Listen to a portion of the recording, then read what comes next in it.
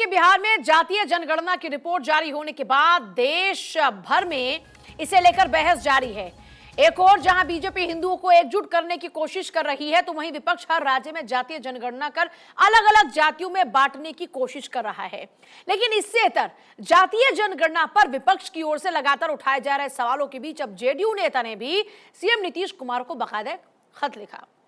JDU नेता ने जातीय जनगणना के आंकड़ों पर सवाल दागे और इसे ठीक कराने और सही आंकड़े जारी करने की मांग कर डाली है। ये देखिए, ये वो लेटर है। बिहार प्रदेश जनता दल प्रगति मेहता, प्रदेश महासचिव बिहार, जिसमें बाकायदा ये कहा जा रहा है कि ये आंकड़े सही नहीं हैं। बिहार में जारी की जो जातीय जनगणना जारी की गई है उस पर सवाल दागे जा रहे हैं और सवाल दागने वाले भी अपने लोग हैं। सरकार की ओर से जारी किए गए आंकड़ों को अब तक विपक्ष ही गलत ठहरा रहा था। अब खुद जेडीयू के प्रदेश महासचिव प्रगति मेहता ने इस रिपोर्ट को गलत ठहराया और इसी बाबत एक खत लिखा है मुख्यमंत्री को और इसमें धानुक जाति को लेकर सवाल उठाए हैं और सही रिपोर्ट जारी किए जाने की मांग की गई है। बिहार के डिप्टी सीएम तेजस्वी यादव और समाजवादी पार्टी अध्यक्ष अखिलेश यादव की इस पर क्या राय है, सुनिए। धानुक जाति जो अति पिछड़े वर्ग में आता है, धानुक जाति के लोगों को थोड़ी इस पर आपत्ति है। उन्हें प्रथम दृष्टया यह रिपोर्ट सही नहीं प्रतीत हो रही है। उन्हें लग रहा है कि हर जिले में धानुक की बड़ी आबादी है, गांव का गांव धानुक समाज की बहुलता वाले हैं। लेकिन जो आंकड़े प्रकाशित किए गए हैं उसमें धानुक की आबादी मात्र 2.14% दिखाई गई है, जो कम प्रतीत होता है। ऐसे में मैंने माननीय मुख्यमंत्री जी से आग्रह किया है, तमाम समाज के लोगों की अपील पर, कि मुख्यमंत्री जी इस पर फिर से पुनर्विचार किया जाए और रिपोर्ट पर फिर से कार्रवाई की जाए। कोई सवाल ही नहीं उठ रहा है, कोई सवाल नहीं उठ रहा। सभी लोगों की कामना थी और सवाल उठता तो कल तो सारे बिहार की जितनी राजनीतिक दलें थी सबने स्वागत किया है, साथ में मीटिंग की। कम से कम अगर हम इसको सेंसस ना माने तो सर्वे तो माने, और वो सर्वे माने जो हकीकत है ज़मीन पर कि किस जाति के लोग कितने हैं। कम से कम अब सरकार को ये मदद मिलेगी कि किस समाज में योजनाओं से लाभ पहुंचाया जाए और किसकी भागीदारी कितनी हो। आने वाले समय में हमें उम्मीद है कि जनगणना के बाद जो आरक्षण है, जो सुविधाएं हैं, जो मदद है, वो बढ़ेगी और आबादी के हिसाब से उनको हक और सम्मान मिले। यही पुरानी मांग है, यही बाबा साहब भीमराव अम्बेडकर जी का संविधान कहता है।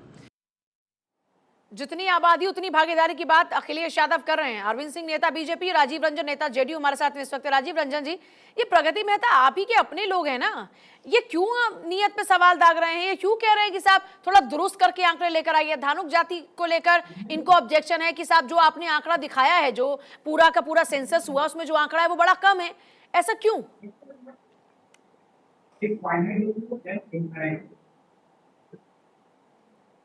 राजीव रंजन जी। अरविंद जी, आप लोग सवाल दाग रहे थे, काफी सारे और लोगों के भी रिएक्शन आए जो कह रहे थे कि साहब हमारे पास तो जनगणना के लिए कोई पहुंचा ही नहीं है, और जब गणना के लिए हमारे पास कोई पहुंचा नहीं है तो हम इस डाटा, इस फैक्ट पर हम कैसे बिलीव कर लें? इस बीच इनके अपने ही लोगों को भी ऑब्जेक्शन है। देखिए, जातीय सर्वे का रिपोर्ट जैसे ही आया वैसे ही इस पे उंगली उठनी शुरू हो गई और ये साइंटिफिक रूप से ठीक से सर्वे किया नहीं गया है। इसमें बहुत सारी गड़बड़ियां हैं जिसको हमने पहले दिन ही इंगित किया।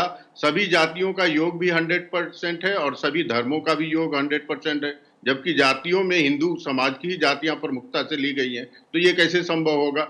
इसीलिए पहले दिन से ही बहुत सारे क्षेत्रों के लोगों ने कंप्लेंट किया है, परिवारों ने किया है, समुदायों ने किया है कि उनसे संपर्क नहीं किया गया है, बिना ठीक तरीके से संपर्क किए और डाटा लिए ये जल्दबाजी में राजनीतिक फायदे के लिए प्रकाशित किया गया है। इससे कोई हित होने वाला नहीं है और हम पहले दिन से ही इसका विरोध कर रहे हैं कि ये केवल और केवल राजनीतिक रोटी सेकने के लिए हड़बड़ी में सर्वे किया गया है और इसको प्रकाशित किया गया है। आलोक पांडे, पॉलिटिकल एनालिस्ट भी हमारे साथ में। आलोक जी, क्या वाकई में सरकार ने बहुत जल्दबाजी कर दी अपने सियासी फायदे के लिए?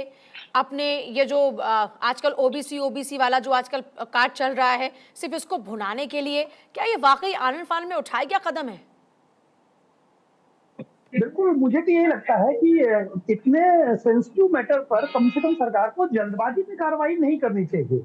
अब कम से कम ये लगता है कि कार्रवाई जल्दबाजी में है, क्योंकि जेडीयू के प्रदेश स्तर के महासचिव व्यक्ति ने खुद सवाल उठाया कि भाई उनको डाउट है, यानी ये डाउट जेडीयू की तरफ से आया है। इसके दो मायने हो सकते हैं। हो सकता है एक तो यही है कि जल्दबाजी में निर्णय किया गया है, हो सकता है जेडीयू को ये लग रहा हो कि जो हमने ये जातीय सर्वेक्षण का कार्ड खेला है ये जेडीयू के लिए उल्टा पड़ रहा है।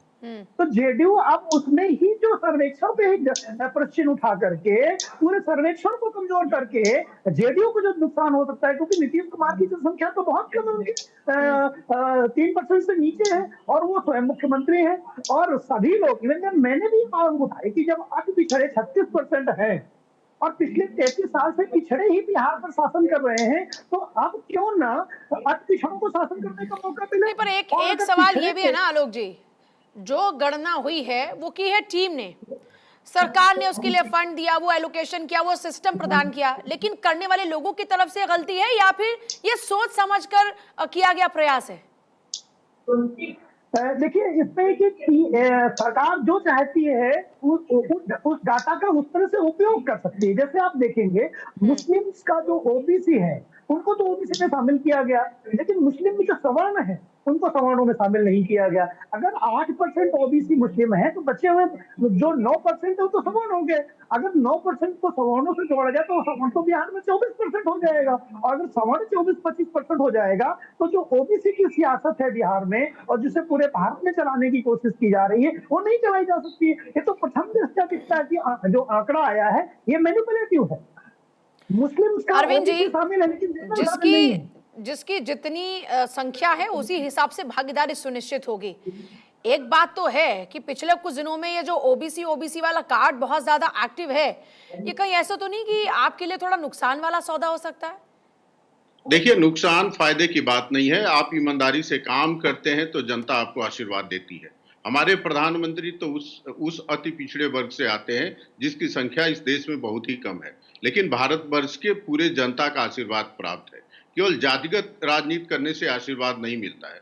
और पूजा जी, मैं आपके माध्यम से कहना चाहूंगा कि हम स्वतंत्रता के बाद हमारे संविधान निर्माताओं ने ये कहा कि जो आर्थिक रूप से, सामाजिक रूप से, शैक्षणिक रूप से पिछड़े हैं उनको आगे बढ़ाने का काम करना चाहिए। संविधान निर्माताओं ने कभी नहीं कहा कि जिसकी जितनी संख्या हो उस हिसाब से भागीदारी मिलनी चाहिए। सरकार का उद्देश्य होता है कि जो गरीब है, पिछड़ा है, शैक्षणिक रूप से जो पिछड़ा है, जो सामाजिक रूप से पीछे रह गया है, उसको आगे ले चला जाए। लेकिन ठीक इसके विरोध में ये लोग काम कर रहे हैं। दूसरी बात मैं कहना चाहूंगा कि जेडीयू को और आरजेडी को इतना ही संख्या के आधार पर भागीदारी देनी है और ओबीसी को आगे ले जाना है। तो आप ये चेहरों का जिक्र तो बीजेपी भी करती है ना। जब ओबीसी एससी की बात आती है तो आप भी बताते हैं कि हमारे इतने मंत्री ओबीसी हैं, वो भी कहते हैं कि हमारे 3 मुख्यमंत्री ओबीसी हैं। मैं उसी बात को कह रहा था। ये लोग केवल नारा लगा रहे हैं। मैं कहता हूं जैसे आलोक पांडे जी ने विषय उठाया, अति पिछड़े को अपने नेता क्यों नहीं घोषित कर रहे हैं? 33 वर्षों से पिछड़ा में जो फॉरवर्ड है वो नेता के पद पे बैठा हुआ है। आरजेडी या जेडीयू क्यों नहीं कह रही है कि हमारी यदि सरकार बनेगी तो हमारा नेता अति पिछड़े समुदाय से आएगा? हमने तो करके दिखाया है। अति पिछड़ा समाज से व्यक्ति हमारे वहां प्रधानमंत्री है। चलिए ठीक है, बहुत शुक्रिया। मैं बस वक्त नहीं, आप दोनों का बहुत शुक्रिया चर्चा में शामिल होने के लिए। कुल मिलाकर देखा जाए तो 2024 का चुनाव से पहले अब हर दिन ऐसे ही आपको सियासी वार पलटवार देखने को मिलेंगे, क्योंकि यह सियासत है और यहां पर चुनाव की करीबियों के कारण नेताओं की बयानबाजी, उनकी पैतरेबाजी, उनके दाव, उनकी चाल, सब सियासी फायदे से जुड़े होते हैं। छोटा सा ब्रेक ले रहे हैं।